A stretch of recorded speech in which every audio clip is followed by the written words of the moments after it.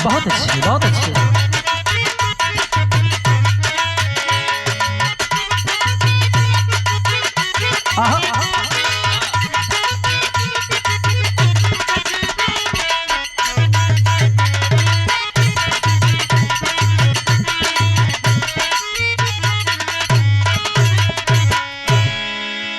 अच्छा साथियों, तमाम बिरहा के सुनने वाले हृदय सम्राट श्रोता बंधु, एक बिरहा मैं आप सबके सम्मुख भेज रहा हूं। तमाम बिरहा श्रोता बंधुओं के लिए जैसे हर बिरहा को आशीर्वाद प्यार दुलार आप सब देते चले आए हैं, उम्मीद नहीं है, विश्वास है कि इस बिरहा को भी आप सब आशीर्वाद जरूर देंगे। ये देखा हमारा बिरहा एकदम जहां सटुआ वहीं सटी जाएगी। हमारे बिरहा का शीर्षक देवरानी और जेठानी के झगड़ा। तमाम आप सब गाँव में सुनत होगा, तनी देवरान जेठान में कम जमत। ये बिरहवा में हमारे मिले हमारे गुरुजी आदरणीय श्री विजय सिंह यादव गुरुजी, बिरहा सम्राट मरहूम जनाब हैदर अली जुगनू गुरुजी के हारमोनियम मास्टर संकेत क्या करते हैं। आइए गुरुजी।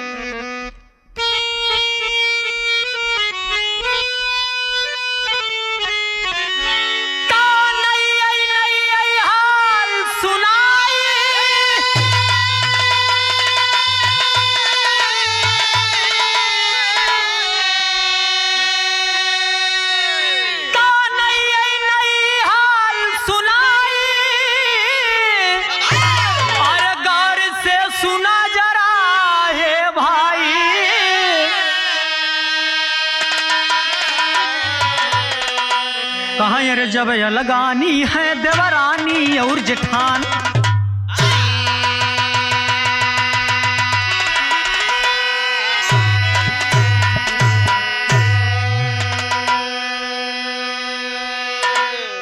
याद रहे दोस्त, ये बिरहा मेरा कोई मनोरंजन का साधन नहीं है, समाज में एक सीख जाएगी दोस्त। तमाम आप सब देख रहे हैं कि समाज कितना बदल गया है। समाज को देखते हुए कबीर जी की कलम संकेत करती है, इशारा करती है कि बेटा रोहित थोड़ा आराम से देना। क्या देना? संकेत है, तर्ज की लाइन है। यारी गुरिया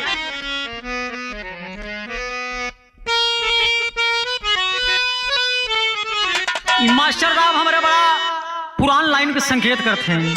वह जमाने में गुड्डी की लहरी तारा बानो फैजाबादी गावत रही। का गावे?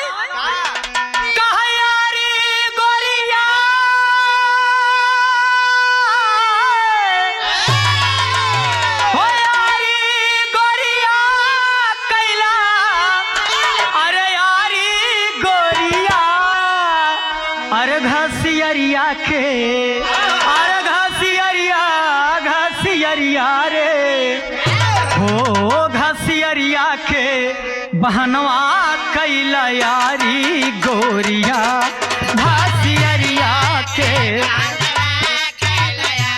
बहुत अच्छे पंकज।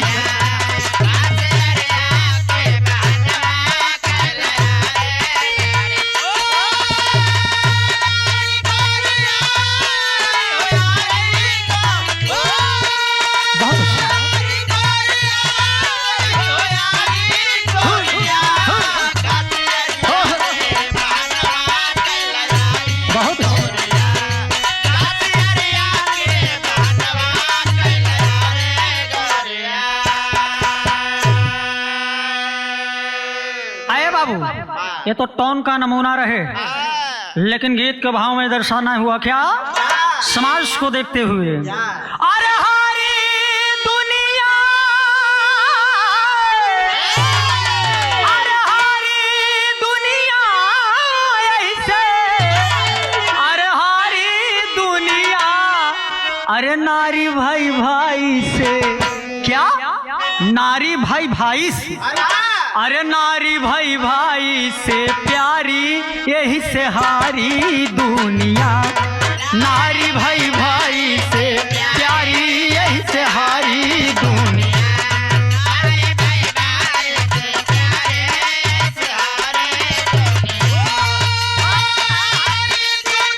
जिया प्रयागराज मुरैना।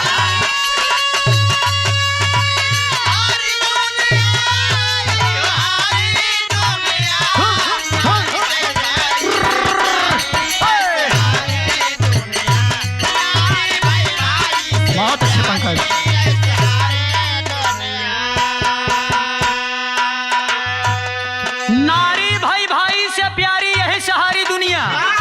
आजकल के जो नई नई आवत है ना वो 1 महीना बाद अलगाई जाते हैं, 1 साल छोड़ दो मोर भैया। इसीलिए कवि को दर्शाना पड़ा कि नारी भाई भाई से प्यारी यही सहारी दुनिया। गौर करेंगे और समाज में क्या हो रहा है, यही हो रहा है। आपस का सब प्रेम खत्म बा, बढ़ गई ले तकरार। एकदम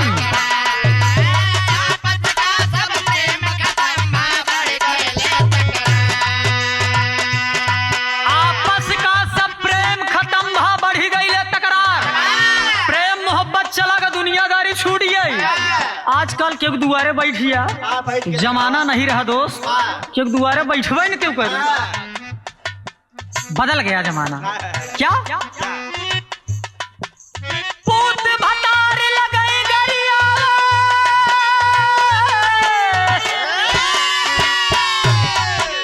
पूत भतार लगई गरिया, वही समझायऊ दिल साथ, मन में नाही तनिक बिचारी यही से हारी दुनिया। मन में नाही तनिक बिचारी। बहुत अच्छे के टंडन साहब।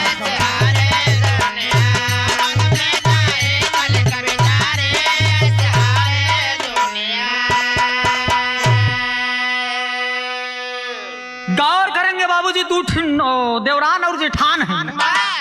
जेठनिया जवन बा उतनी बड़ा समझ बूझ के बा, आ देवरनिया तनी जवन रहे तनी लबर धवर में तेज रहा। एकदम मामला ओकर यहर वहर रहा है। धीरे धीरे दिन बीत रहा है, दोनों मन से अधू बाहर बम्बई कमाए आया, हर दुल्हन दोनों घरे हैं। अब देख लो तकरार कैसे पैदा हो गया। एक दिन के बाद कौनो बात लगी, छोटकी नाराज हुई, टिटाई गई। का ये दीदी अब हमार बात सुन ला, अब हमार तो हर मिले में न जमी। अब बात ही रहे कि छोटकी के नैहर जवन तनी रहे, दमदार रहे भाई। अब बड़की जवन बेचारी रहे उतनी नॉर्मल घराने के रहे, ओकरे अंदर सहनशीलता बा। लेकिन देखा छोटकी और बड़की में लड़ाई होइला, तमाम गांव के लोग कहे यार यहाँ खिए कभी झगड़े हो। अच्छा एक बात बा, अगर गांव देश में अगर दूसरे खिए झगड़ा हो तो पड़ोसी बड़ा मजा लेते, देवाल डाक डाक झाकत यार कहूँ मारपीट तो नहीं है यार। देवरानी जेठानी में झगड़ा होत बा, मारे झोटी झोटवा के, वो ओकर झोटी चारा तू ओकर मर। गांव भीड़ लगी यार, फलाने दोनों मेहरुआ लड़ी है, छोटकवा को और बड़कवा के क्यों लागत में यहाँ खबर ही नहीं देत बा। आ जब लड़ी उड़ की छुट्टी छुट्टा भाई दुई ना हो, आ छोटकी कहत हम तोहरे मिले ना रही पाऊ, अब बड़की कहत ओत्ता ही न रहबे थमहु न रह। मामला रझ गया।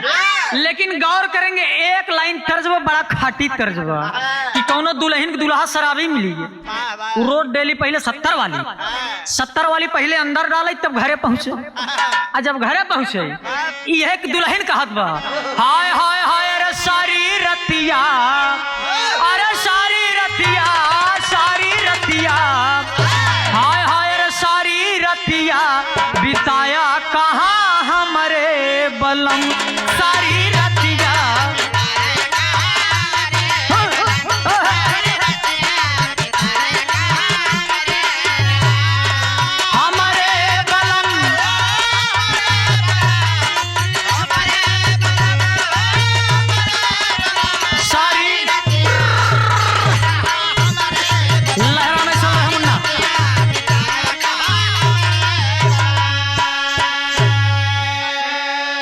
लेकिन गीत के भाव में आज दुल्हन करे काहिन, दुल्हनियन करत काहिन आपस में, काहे अरे अंगनई में बिचवा बरामदो जो नंगनईवा बनावा, काहे हाय हाय अरे अंगनई में झगड़ा भारी भयल, अंगनई में झगड़ा भारी भयल।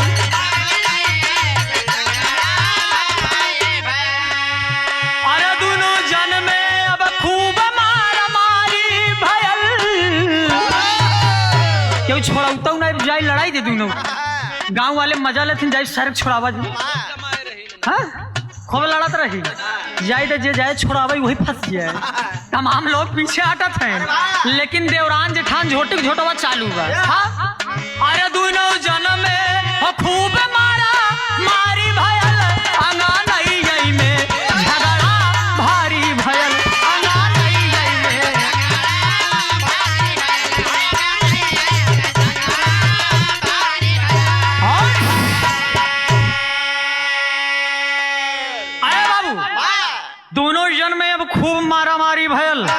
अंगनैये में झगड़ा भारी भयल। आज दोनों जब छुट्टी छुट्टा कैल ही अब नंबर आएगा का आ लगी अपन पेटी ओटी निकाल रही। छुटकी ज्यादा तेज रही है मोर भैया, लगी टाड़े ओड़े पे जौन ओकरे नैहरे से मिला रहा फ्रीज अपन निकाल ले आ समर कूल वाला जौन पंखा रहा वो का पहले निकाल ले आज जमन सामान मिला रहा बाबूजी लगी परात उरात निकाल अब पूरा निकाल ले। अब बड़की बेचारी जमन वो पहले के जमाना में बिया भरा वही खटिया खिपाए रहे। वो खटिया ससुर पार्टी में एकदम घून लग गए।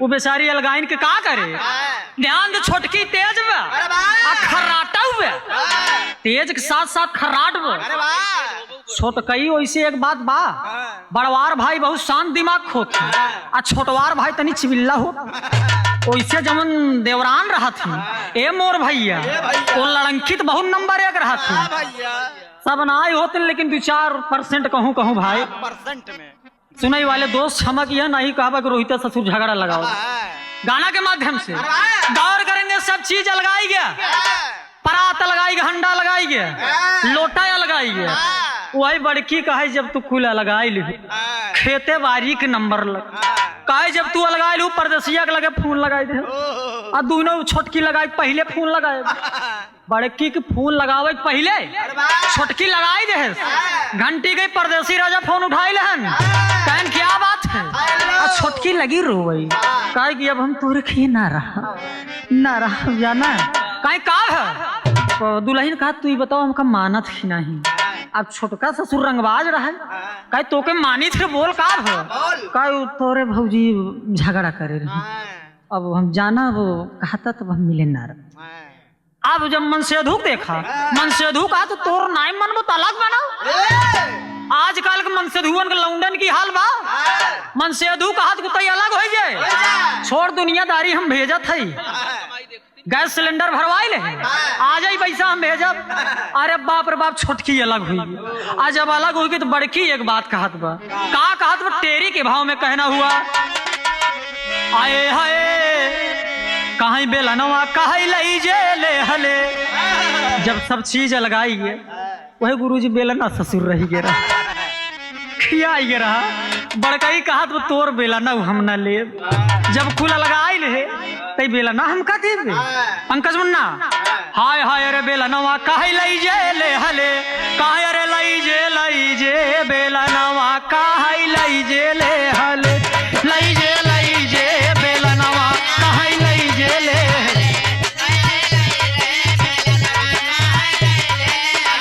तमूसर जात बतावाई तमूसर जात बतावाई तमूसर जात बतावाई मूसर जात बतावाई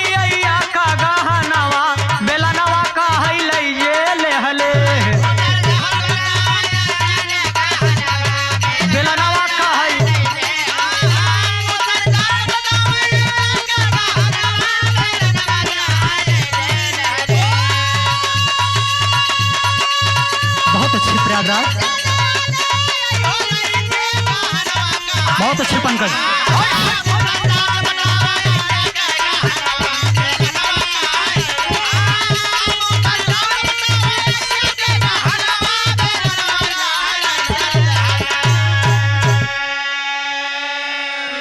मूसर जात बटावई अय्या के गहनवा बेलनवा कहे लई जले हल फेंक दे बड़की मारे गुस्सा में करे बताओ इतना दिन से हम घर द्वार चलावत चली आवत हुई हम हमार सामान लगावत है कहीं जब कुछ पुल्लई लू तो बेलना तोहार हम लेके चाटब फेंक दे छोटकी के मुहारे के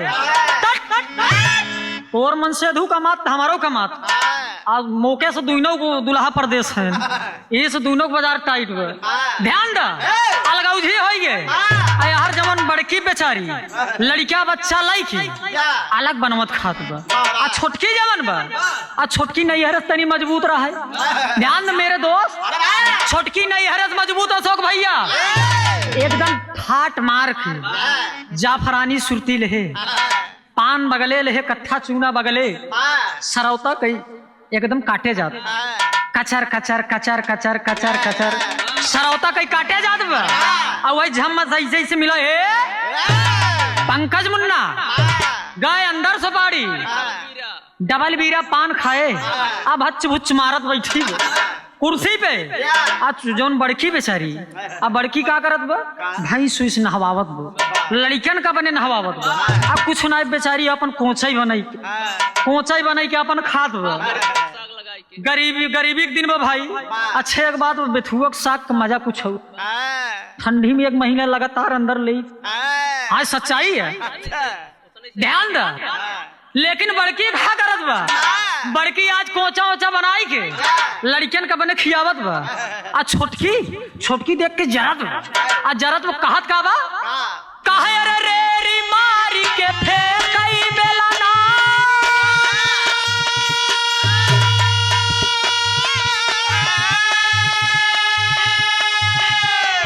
बात करई जैसा तीर सुनो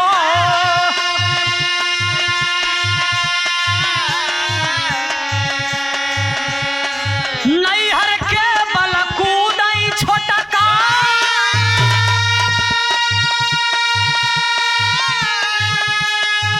गरवा में पहिल जंजीर सुनो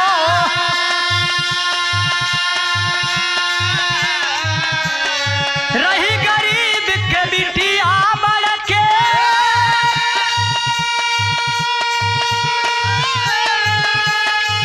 छोटकी का बाप अमीर सुनो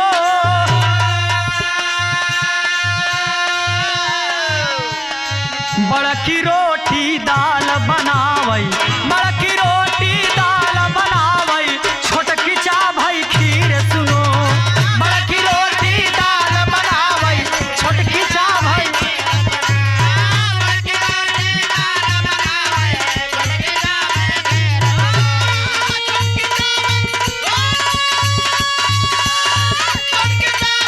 बहुत अच्छा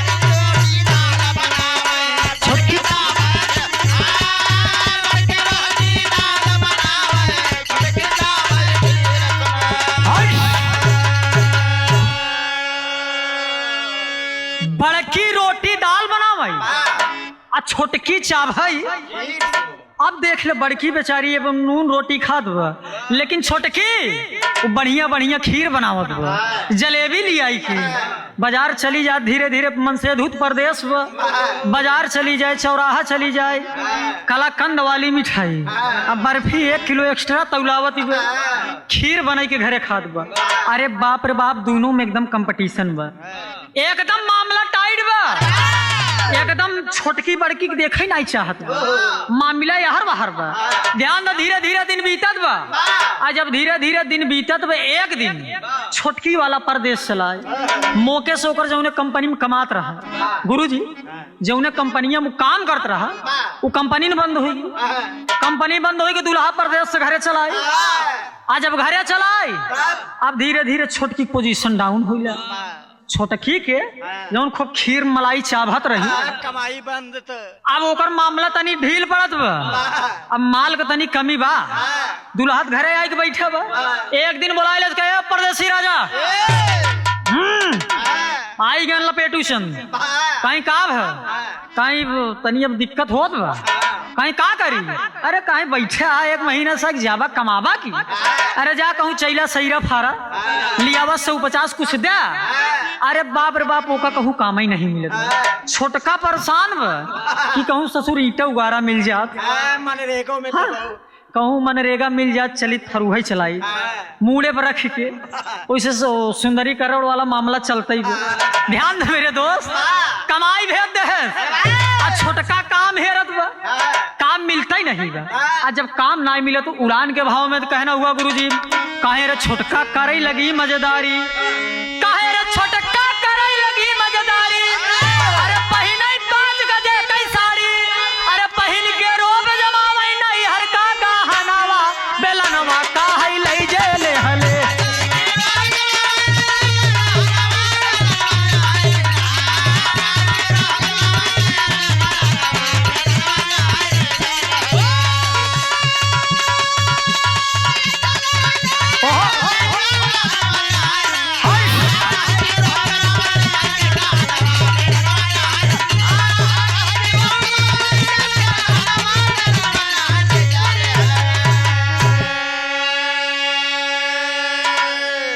छोटका करई लगी मजेदारी। अब पहिन 5 गजे की साड़ी, अब पहिन के रोब जमावई नैहर के, गहनवा बेलनवा कहे लई जिले है। अब मन से धूत कमाई से लगे, ईटा गारा करई। अब मेहरारू वही निकाले गौने वाली साड़ी, लप लप लप लप लप लप मारत एकदम गौने वाली साड़ी पहन के लपकायस दुआरे। 4 जने देखे कहे यार नई दुकान खुली का, नई दुल्हन के करे कहा थे नरे यारू फलनवा के मेहरारू कहीं आज बड़ा शौक श्रृंगार करे, शौक श्रृंगार के दुआरे बैठ गई, पान खाए गहना गुड़िया पहने। आ दुल्हा संझक बेला हो गया, संझक बेला में दुल्हा 70 वाली अंदर मार्ग चला, झूमत झमत एकदम आगे पीछे दाहिन बाग होत पहुंच गया दुआरे, एकदम केवाड़े लगे पहुंच गया। अब दुल्हन होकर बैठी कहा खोल दरवाजा। अब दुल्हन सोचत कि मामला गड़बड़ाई गए, हाँ बतावा ये कबहू पिया तू ना आई रहे। हाँ ओका का मालूम कि दुल्हा एक सबसे टेंशन पिए, काम उम कहूँ मिलता ही नहीं। यार दोस्त पिया दिन ठेका झूमत के चल दे घरे। आई इधर बाबूजी दुल्हन बैठाई रहे, काई का भा पैसा, दुल्हा एकदम गड़बड़ लई गई। दुल्हा कोलारिस ओवर एक्टिंग मना है दोस्त, लई गई ओलारिस। ओलारे के बाद एक नेबुआ काटे के बाद जब मुहिम डालेस, जब ओकर रस्सा अंदर गा, जब अंदर गा फिर वह सन का होश में आई गया, तनी नशा फटी। जैसे देसी दारू के रुबाब कुछ और होता, ओके लोग बरता दारू बोलत हैं। अरे हम एकर क्लास करे, ध्यान दा लोग का थी कि सला उंगली लगावत जहिए जरी है, वो दारू चाहिए, बरता दारू पिए पहुंचावा घरे। दुल्हन पैसा मांगत, दुल्हा काम करे नहीं, कह रहे देख पैसा तो ना आई। अब काल कहूँ जाओ तो चैला सैला फारब, हाँ तो लिया कि तो का दे भाई जाब अमित भैया खिया चैला सैला फारब कहूँ जुआड़ उड़ लाऊ बापन। ध्यान दे रात बीत गई, अब यही करत करत दिन बीते लाग मोर भैया। आज छोटकी को दिन आई है, छोटकी नून नेबुआ चाटक मोर भैया मतलब ये गलत ना समझा। आई गई चटनी पीस खाई लगी, वो टमाटर नहीं निछान मरचा वाला रगड़ नून चटनी खात है। आज वो दिन आई के परदेसिया कहूँ कमाता ही नहीं। आ दुल्हन जब छोटकी के लाचार हुई कि नैहरे फोन लगाई दे, जब फोन लगाई दे तो अपने नैहरे वाले आए है कहत बा कि हमका खाई पिए के बा नहीं, ऐसा है कुछ हमका पैसा कौड़ी दे। नैहरे जमन ओकर भाई हुई रहे, कहन करे तो कितना दिन दे पैसा, वहां को मेहरारू चढ़ाई दीन कहे नदी के सब दिन कितना देवे। खबरदार ओकर दुल्हा कमात वो, हाँ का नाम रोहित नाम ओकर मन से कमात वो ना, खबरदार देहा जिन। अरे बाप रे बाप भाई कह दे पैसा ना दे तो के ढेर दई दे, बताओ लौटौबे कब। याद रहे दोस्त नैहरे के बले पहला नंबर दुल्हन कूदे न चाहे, अपने पास जमन रही वही छोटा नहीं क्षमता दिखावे के। अब नैहर ससुर कितना मजबूत बा, अगर दुल्हन घरे में आई तो लेना देना बंद। आज वही है छोटकी के नैहर से लेना देना बंद हुई है। आज खाए के एक चावल नहीं, बड़की के लगे जाए की सोचत है कि जाई बड़की दीदी से वो कुछ मांग ले, लेकिन बड़की बताए ना कि बड़वार चाहे भाई हो चाहे घर के मेहरारू वो धैर्यवान होती, उनके अंदर धैर्य होते, उलंद फंद वाली नहीं होती। अब देखा ही खाई बिन मरा तो छोटी, लेकिन एक लाइन तर्ज देना पड़ा, बड़ी मुलायम तर्ज। हाय हाय अरे हाथ में मेहंदी मांगे से दूर, यह लाइन है बा। हाय हाय अरे हाथ में मेहंदी, अरे वे मांग से दूर, बर्बादी का जरवा हो गई ला हो बर्बादी।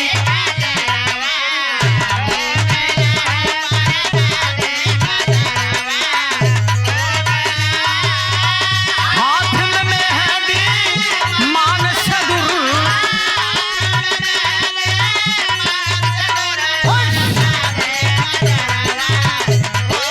लड़ा में सुन रहे हो पंकज, बहुत अच्छा।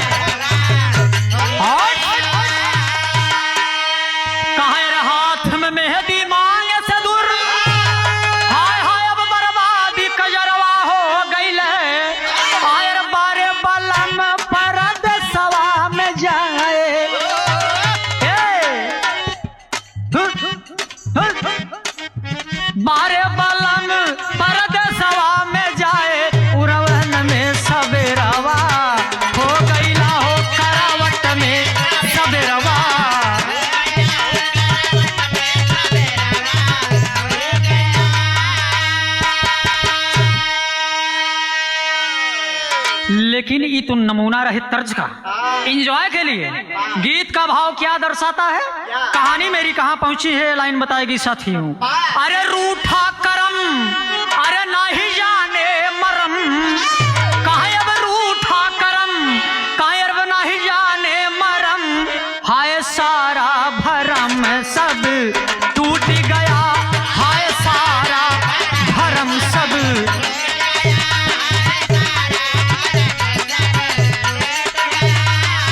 रूठा करम नहीं जाने मरम, हाय सारा भरम सब।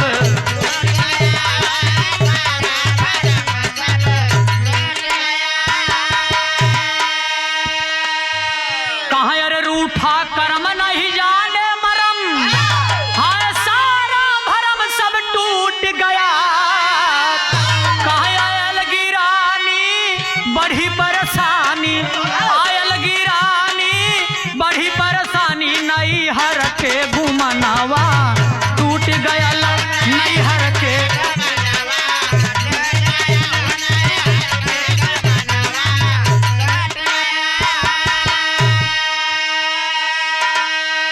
कहाँ रे जाई कहूँ से कमाई के लिए आवा, हाय हाय रब तब बनई जवनार पिया, काहे सहल न जाला भूख पिया। कहाँ बा अरे सहल न जाला भूख पिया, विधना काहे हमसे रूठ गया, विधना काहे।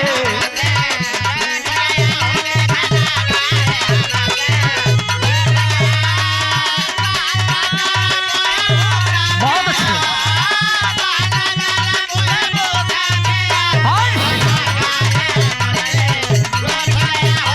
लहरी के लहरा मोहम्मना।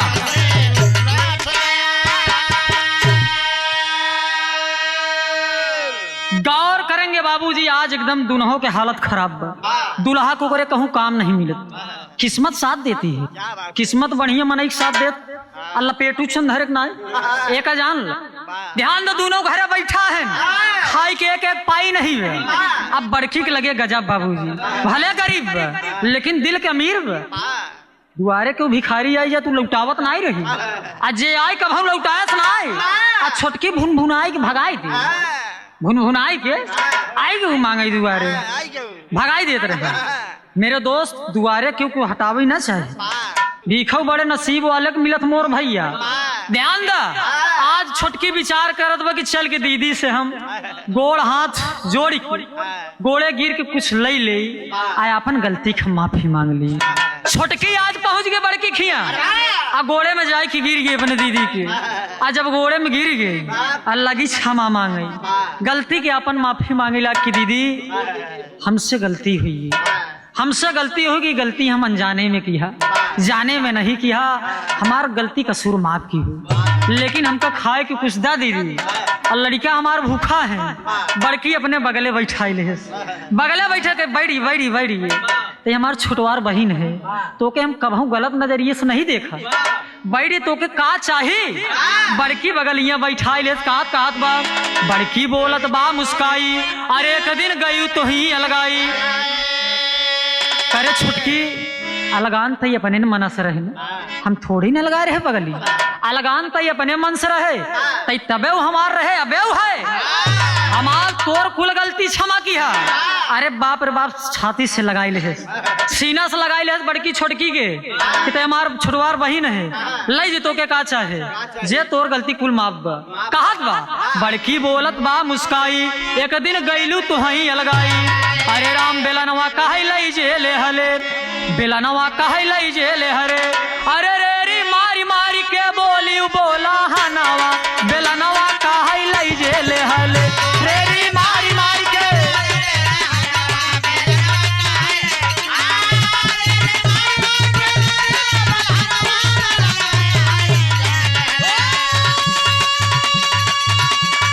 बहुत अच्छे पंकज।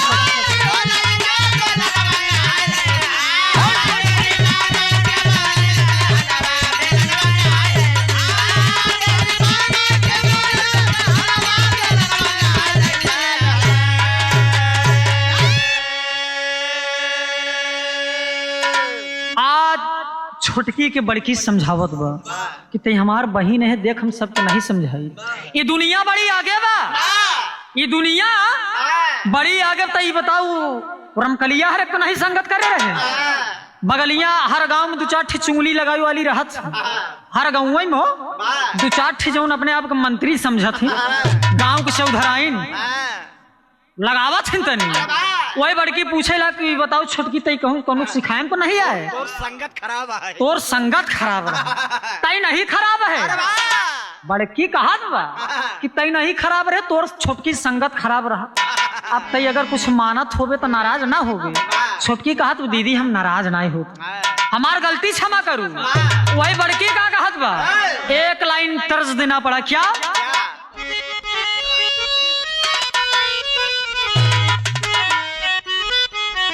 कहना है क्या? कहा अरे अब की छोड़ी के जाई हमरा के,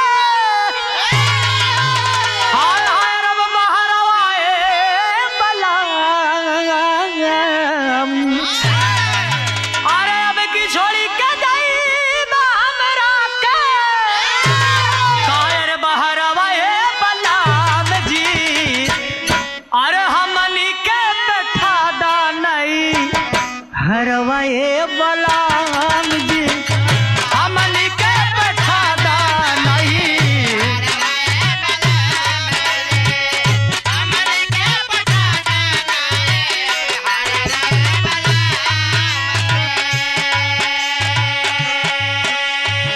लेकिन गीत का भाव दर्शाता क्या है?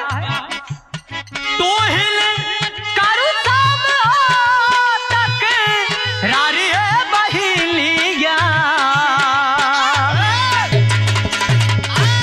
तो हिल करू सब तक रारी है बहिलिया। तोड़ दिहलु सारा बेओ हारे बहिलिया, तोड़ दिहलु सारा।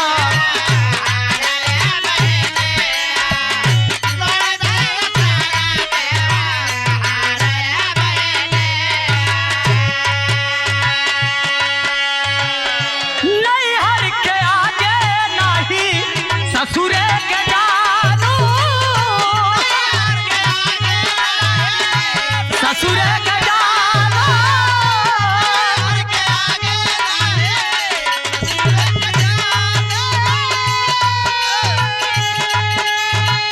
बाप और भाई के आगे केहू के नाही मानू, केहू के नाही मानू।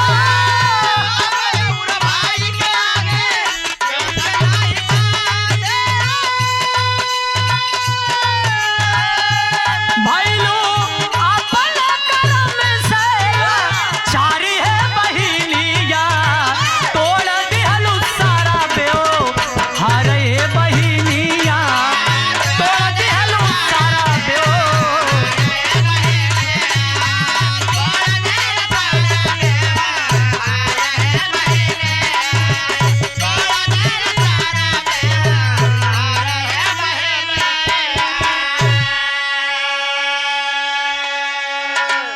आज बड़की का हाथ वो करे तई बताओ, तई अपने भाई और बाप के कहे में चलत रहे, नैहरे के कहे में तई सिखाए में चलत रहे ना। तोर महतारी बाप जितना सिखाए उतना करे थे, लेकिन एक बात जान ले, अब मिले में राहत है तई तो के हम फिर से मिले में करते, लेकिन ये शिकायत फिर न सुनी। गौर करेंगे बड़की जब इतना कहे, छोटकी बाबूजी लपट गई, पकड़ के लपट गई एकदम नखवारी में। काहे मोर दीदी एक गलती हमार क्षमा की हुई, अब जीवन में ऐसे गलती ना करब, जीवन में हमार तू कहूँ शिकायत ना पाऊ दीदी। इतना कहत बड़की क्षमा कही दे, आज जब क्षमा कही दे परदेसिया लगे फोन लगाई दे, आज जब फोन लगाए कहे जाना हो, छोटकी आज आई रही, वो राशन होकर खत्म हुई रहे, आई राशन लाई गई और रोवत होवत रही, तो जाय दो का मिलम कैले छोटवार भाई मेहरारू तोहरे कहता तो मिले में कैली। अब बड़ फोन लगाए जब परदेसी लगे, परदेसिया कहा तो पगली हम तो तोके पहले न कहे रहे, वहां चाहिए जितना गलती करे वहां का गलती माफ बा। अब जब दुल्हा का सहारा पाए तो छोटकी का और अंदर खींचे, कही अब जितना सामान लगे रहे चल अंदर कर, चल अंदर कर। अरे बाप रे बाप, दुनहु लगिन मिल मिल के सामान एक जगह रखे, फ्रिज रखा तहिन, बक्सा ससुर ओजन बा, अंडा रखत यहाँ लड़कियों लपटी आई गए, नान नान मुन्ना हरे, सब जने मिल मिल अंदर रखा थे। और जब सब पूरा सामान रखवाई गए, आ गाँव में चर्चा हुआ कि यार फलनवा खिए फिर मिले वो मिले में हो गए, यहाँ एक महीना अलग रहन फिर मिले में हो गए। अरे बाप रे बाप, तमाम लोग आए बधाई दे लगे, कहन अब दोनों जने जिन अलग हो जाया। ये हमार छोटा सा बिरहा अगर जे ठीक से सुने हो, ये मैं कोई गारंटी तो नहीं ले रहा हूँ, लेकिन जे भाई हमारी बिरहा ठीक से सुने होए, मनोरंजन के साथ साथ ये हमार दावा व दोस्त नसीहत भरी बात, सामाजिक बात, समाज में होना क्या चाहिए, ये सब चीजें मिलेंगी। बतावा छोटकी कितना तेज रही, अलगौजी कराई देस ना। आज के दुल्हन जौन लड़की नहीं की आवथिन का करते, यही करते। तो इससे हमको और आपको बचना है, और उनसे भी मेरा हाथ जोड़ के निवेदन है, जौन नहीं की आवत है कि महारानी हरे लगावा जिन करा, कम से कम 2-4 साल घर चलावा। यहीं पे मेरा बिरहा समाप्त है गुरुदेव। लास्ट लाइन, खड़ी वाली लाइन बची है। आज इतना जब गले लगाई ले बाबूजी, वही बड़की रोवे लाग, छोटकी से मखाई के कहना हुआ खड़ी के भाव में, अरे झुर झुर बहे नया नवा, काहे रे मनवा भीतर रो,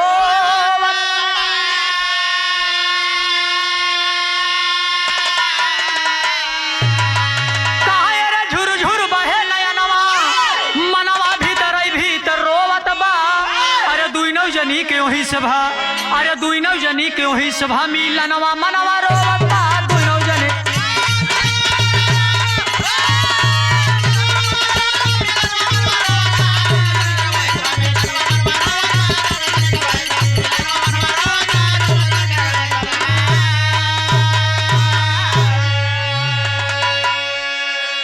दुइनौ जनी के वही सभा, मिलनवा मनवा रोवत बा।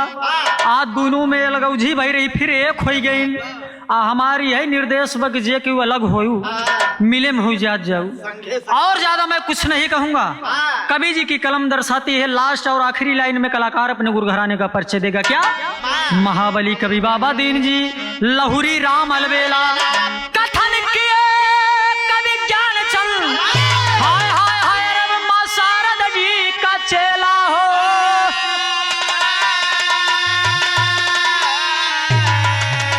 बेलनवा काहे लई जेले हले, बेलनवा काहे लई जेले हले, रोहित गा